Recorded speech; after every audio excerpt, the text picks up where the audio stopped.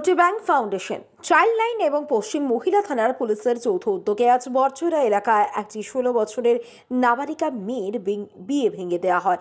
সাংবাদিকদের মুখোমুখি হয়ে বিস্তারিতভাবে কথা বললেন চাইল্ড লাইনের সদস্য সুতপা হোম রায়।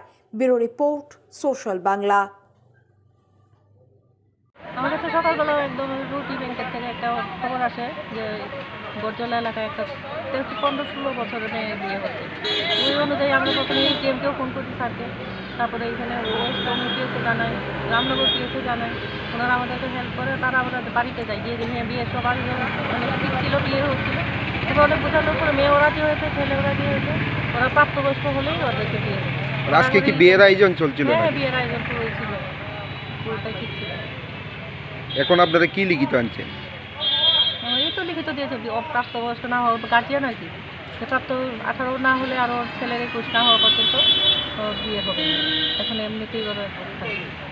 কোন থানার পুলিশ গিয়েছিল আপনাদের সঙ্গে? আমাদের সাথে ওয়েস্ট কমিটিতে পুলিশ গেছে, রামনগর থানার পুলিশ গেছে, রুটি ব্যাংক ছিল। ওরাই তো খবর দেয়, ওরাই সবটা দেখবে। কর্ম করে 2 বছর আবার ঘটনা ঘটে। আমরা কি